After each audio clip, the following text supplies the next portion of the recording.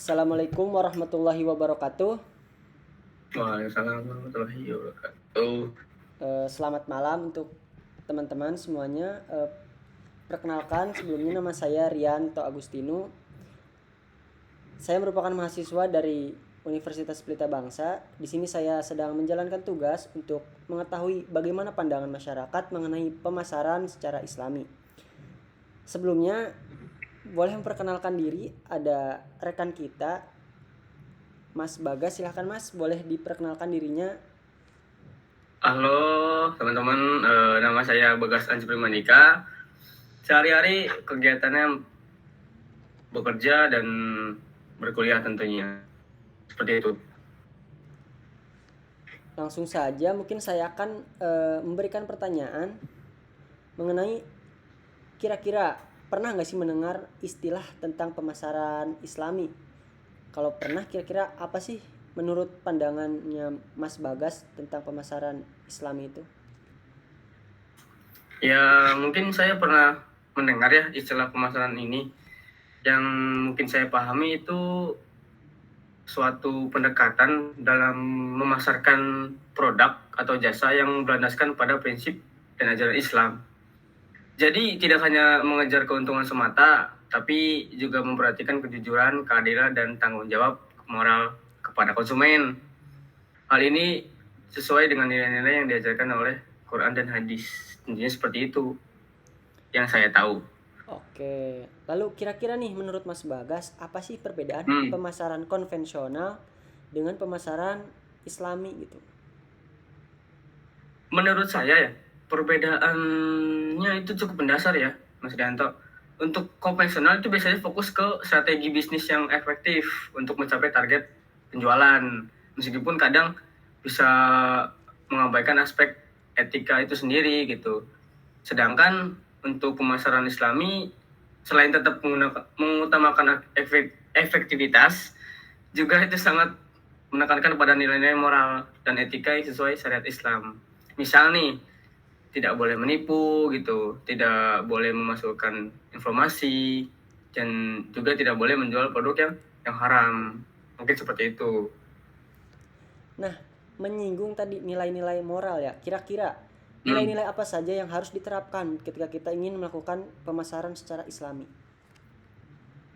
Kalau untuk yang harus diterapkan dalam kegiatan pemasaran itu paling ini kejujuran gitu, tidak boleh bohong, terus amanah juga, menjalankan tanggung jawab dalam menjual beli dengan jujur gitu dan transparan, terus ada adil, terus tidak berlebihan gitu, tidak menggunakan promosi yang berlebihan atau yang bersifat menipu seperti itu.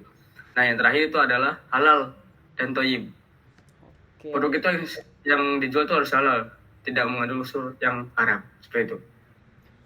Oke, kira-kira Hmm. pernah nggak sih melihat contohnya secara langsung dalam kehidupan sehari-hari? Kayaknya pernah deh. Saya tuh pernah lihat beberapa UMKM atau toko online gitu kan, yang mungkin mencantumkan bahwa produk mereka halal gitu, mencantumkan harganya dengan jelas, serta memberikan informasi yang transparan mengenai kualitas dan asal produk. Misal, ada toko online nih, toko online makanan, yang tidak hanya menyebut halal, tapi juga menjelaskan proses produksinya agar konsumen yakin. Dan contoh lainnya tuh beberapa brand Islami seperti Wardah atau apa gitu. Mereka itu mengedepankan prinsip kejujuran dan etika dalam promosi mereka seperti itu. Oke, lanjut. Mungkin ini pertanyaan terakhir buat Mas Bagas. Kira-kira Hmm. sebagai kita kan sebagai seorang muslim gitu kan ya. Seberapa penting sih ketika kita memulai kegiatan usaha gitu untuk menerapkan pemasaran secara Islami gitu? Sebetulnya itu sangat penting ya Mas. Di tengah persaingan bisnis yang ketat saat ini, penerapan prinsip Islam ini bisa menjadi nilai tambah yang membedakan usaha kita dari yang lain gitu.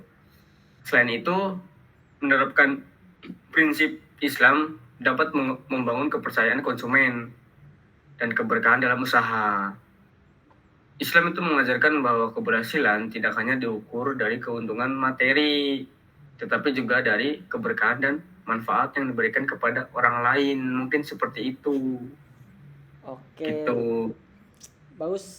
Jawaban yang cukup baik, cukup kompleks dari Mas Bagas. Terima kasih. Mungkin akan Sama-sama. sedikit saya rangkum dari beberapa jawaban Mas Bagas tadi. Jadi pemasaran Islam itu kegiatan pemasaran yang dijalankan berdasarkan nilai-nilai dan prinsip ajaran Islam tentunya. Artinya tidak hanya mengejar keuntungan, tapi juga memperhatikan kejujuran, etika, tanggung jawab, dan memperhatikan yang namanya keberkahan. Dan tadi ada beberapa nilai ya yang harus kita terapkan dalam pemasaran secara Islam. Jadi yang pertama ada kejujuran, lalu tidak menipu atau menyembunyikan cacat barang, menepati janji seperti waktu pengiriman dan kualitas produk, lalu menghindari riba, penipuan atau goror, dan yang terakhir bersikap adil kepada pembeli maupun penjual. Oke, terima kasih Mas Bagas telah berpartisipasi dalam wawancara ini. Mengenai wawancara ini semoga bisa bermanfaat dan menjadi masukan buat kita semua. Semoga kita menjadi pebisnis yang lebih baik, bisa mengedepankan nilai-nilai Islam ke depannya gitu. Amin. Oke, terima kasih buat teman-teman semuanya. Wassalamualaikum warahmatullahi wabarakatuh. Waalaikumsalam warahmatullahi wabarakatuh. Waalaikumsalam warahmatullahi wabarakatuh. Waalaikumsalam warahmatullahi wabarakatuh. Sebelum saya menginterview Mas Susanto ini, boleh memperkenalkan dirinya, nama, terus latar belakang, sama mungkin pekerjaan. Silahkan. Baik, terima kasih. Perkenalkan, nama saya Susanto, asal dari Boyolali, dan umur saya 24 tahun sekarang. Dan sekarang lagi bekerja di salah satu perusahaan di Bekasi. Udah, terima kasih. Oke, terima kasih. Untuk pertanyaan pertama nih, apa sih yang Mas Susanto ketahui mengenai pemasaran secara Islami? Nah, yang saya ketahui itu apa ya? Pemasaran Islami itu kayak pemasaran yang menjerumuskan tentang Islam, mengajarkan Islam. Nah, terus selanjutnya nih, kira-kira kalau melakukan pemasaran secara Islami itu apa sih nilai-nilai apa saja yang harus dijunjung gitu? Yang pastinya yang harus dijunjung dari segi kejujuran saat menjual produk, dan barang kita harus benar-benar bagus gitu Pak. Kira-kira seberapa penting sebagai seorang muslim tuh menerapkan prinsip jual beli secara Islami? Sangat penting sekali, karena itu termasuk dari kejujuran yang sudah diajarkan Rasulullah SAW. Nah, mungkin itu aja sih pertanyaan untuk interview saya ya. Terima kasih atas waktunya. Semoga jawaban itu menjadi masukan yang bermanfaat dalam memahami pemasaran secara Islami. Terima kasih. Wassalamualaikum warahmatullahi wabarakatuh. Waalaikumsalam warahmatullahi wabarakatuh.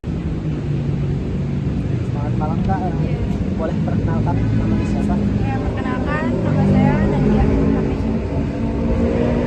Di sini saya akan memberikan pertanyaan ya Kak untuk mengenai wawasan tentang pemasaran secara Islami. Yang pertama nih, kira-kira pemasaran Islami menurut Kak Nadia ini apa ini? Pemasaran Islami karena harus jujur, gak ada riba, ya bagi satu hal. Oke. Yang kedua, menurut Mbak Nadia, perbedaan antara pemasaran konvensional dan pemasaran Islami. Konvensional sama Islam, mungkin dari Islami ya nggak ada riba, sedangkan konvensional mungkin nggak ada beberapa yang ada riba.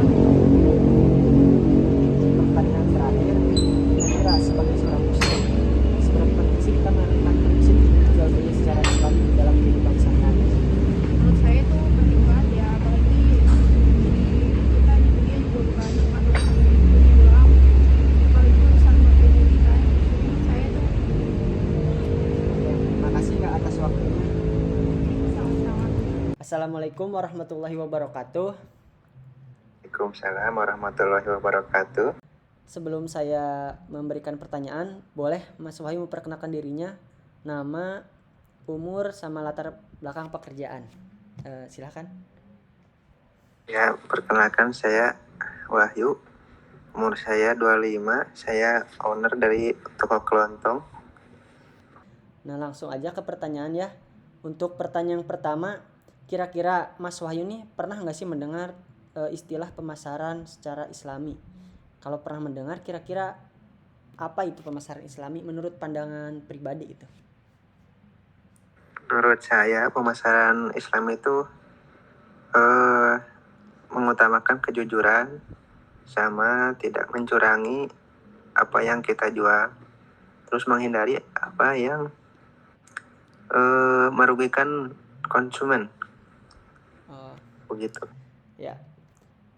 Lalu kira-kira apa sih perbedaan antara pemasaran secara Islami yang memikirkan mengenai prinsip-prinsip keislaman dengan pemasaran secara konvensional? Kalau menurut pribadi, pemasaran Islami itu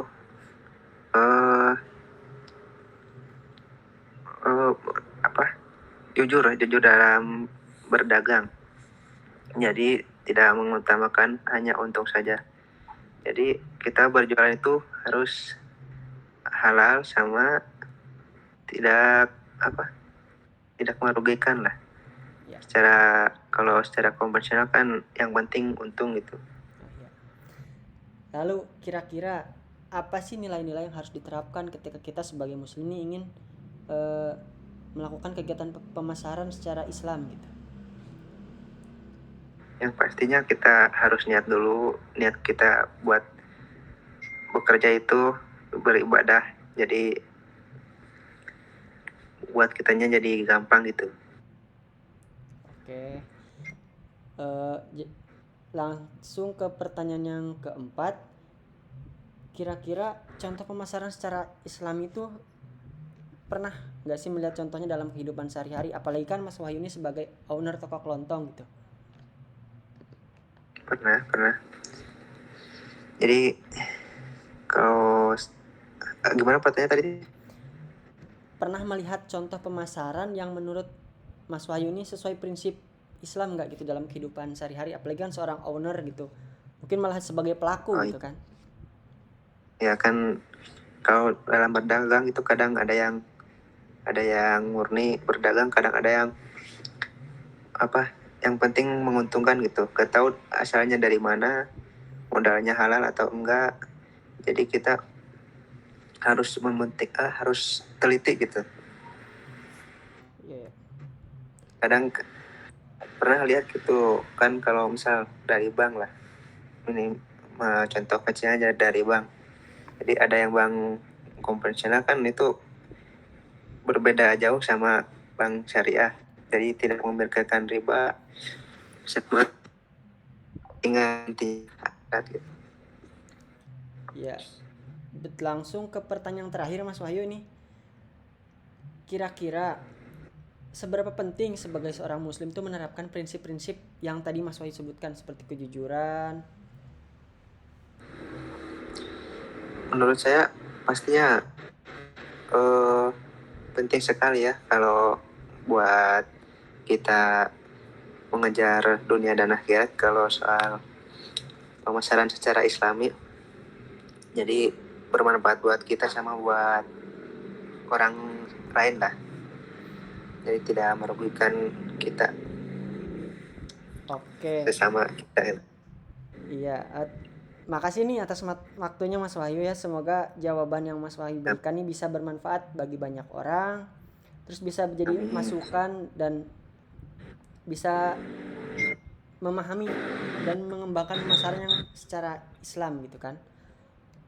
Mungkin akan sedikit saya jelaskan sedikit secara singkat mengenai apa itu pemasaran secara Islami. Jadi pemasaran secara Islam itu pemasaran yang dijalankan dengan tidak hanya menitikberatkan pada keuntungan seperti yang Mas Wahyu tadi singgung kan, tidak hanya menitikberatkan pada keuntungan semata, tetapi juga kita mengejar apa itu tentang kejujuran, etika, tanggung jawab, dan juga keberkahan di dalamnya. Lalu nilai-nilai dalam Oh iya. pemasaran itu harus memegang kejujuran, tidak menipu atau menyembunyikan barang, menepati janji, tidak delay mungkin dalam pengiriman, lalu menghindari yang namanya riba, penipuan atau goror, ketidakjelasan, dan yang terakhir mungkin bersikap adil antara kepada pembeli maupun kepada penjual gitu. Betul. Nah, itu saja Mas Wahyu, terima kasih. Ya, sama-sama. Kurang lebihnya mohon maaf jika ada salah-salah kata ataupun mungkin yang kurang berkenan di hati Mas Wahyu. Kurang Baik, lebihnya mohon maaf. Wassalamualaikum warahmatullahi wabarakatuh. Waalaikumsalam warahmatullahi wabarakatuh. Kesimpulan dari hasil wawancara yang saya dapatkan adalah bahwa banyak masyarakat yang setuju mengenai pemasaran Islami itu harus diterapkan dalam berbisnis, dalam kehidupan sehari-hari tentunya. Kenapa? Karena itu dapat meningkatkan kepercayaan pelanggan dan juga mendapat keberkahan dari Allah Subhanahu wa taala. Beberapa responden bahkan memberikan contoh pedagang-pedagang yang jujur dan juga tidak mengambil untung berlebih dan selalu memberi informasi yang jelas. Itu sudah cukup bagi masyarakat untuk dianggap mencerminkan pemasaran secara Islami. Semoga informasi dalam video ini bisa menjadi pengingat bagi kita bahwa bukan hanya keuntungan semata yang kita cari dalam berbisnis, melainkan keberkahan Allah Subhanahu wa taala dan juga ridha Allah Subhanahu wa taala tentunya. Terima kasih, kurang lebihnya mohon maaf. Wabillahi taufiq wal hidayah. Wassalamualaikum warahmatullahi wabarakatuh.